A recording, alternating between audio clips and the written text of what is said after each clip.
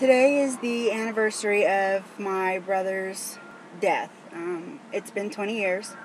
I was 18. Um, he basically died from drugs. I remember he was clean for a few weeks, and then he did some drugs and he drank, and he was at a party, and his best friend held him in his arms until he passed away. It was unreal when I was told that he had died.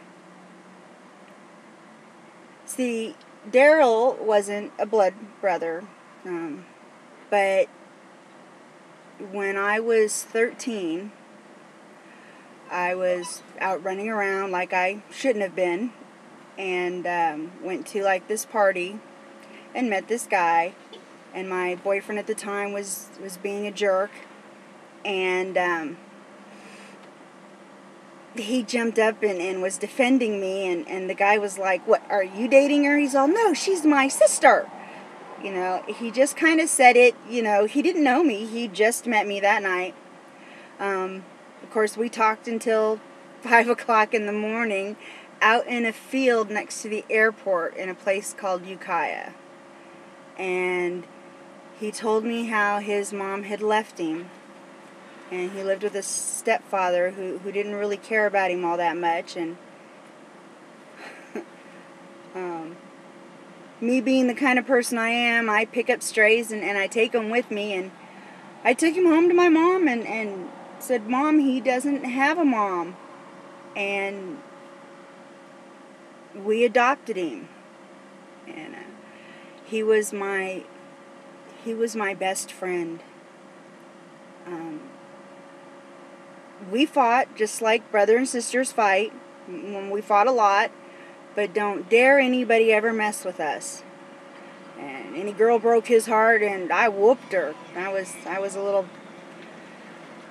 badass back then, I guess. Any guy broke my heart, and according to him, there wasn't a man born that was good enough for me.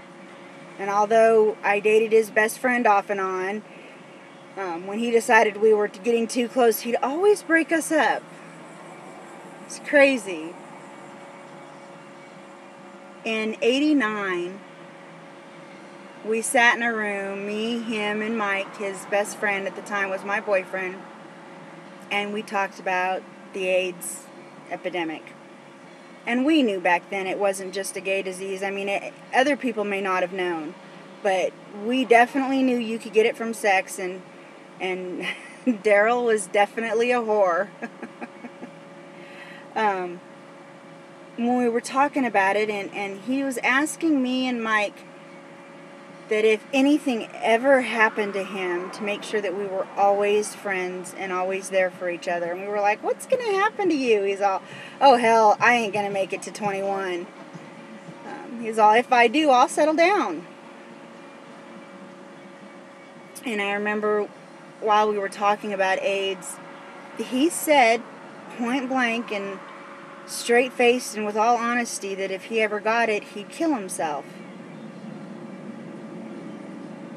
And years later, when I was diagnosed, it never occurred to me. And I knew that Darrell would take me, just as I was, that it wouldn't bother him.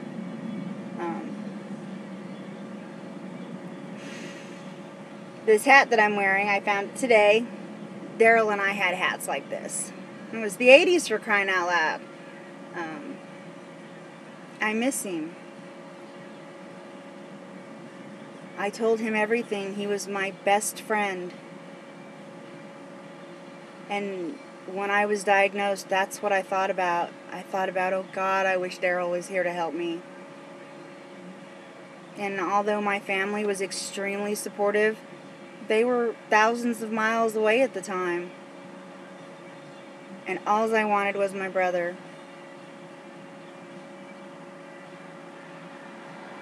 It's been 20 years. And sometimes the pain is just like it happened yesterday. And it's hard. It's really hard sometimes. Losing him was really hard.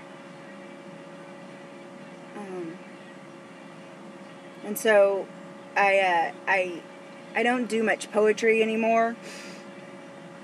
And this morning I got up and I wrote a poem, and I sent it to my family in remembrance of him. And I'm going to read it to you because I'm not good at remembering things right off the bat, even if I did write it.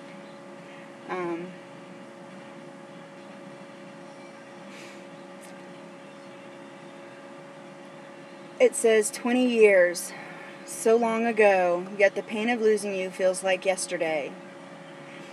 You were taken from us far too soon, and we missed out on so much. I miss our talks, and strange, I miss our fights too. Sharing my secrets and my dreams, you were always there to listen, although you always had your say. Whether we were in the right or totally wrong, no matter what, we knew we had each other's backs. This evening, when the stars come out, I will be looking above, smiling, remembering a time on our roof under these same stars when we talked of fate and how it gave you a family. Well, it gave us a brother, a son. It gave us love because it gave us you.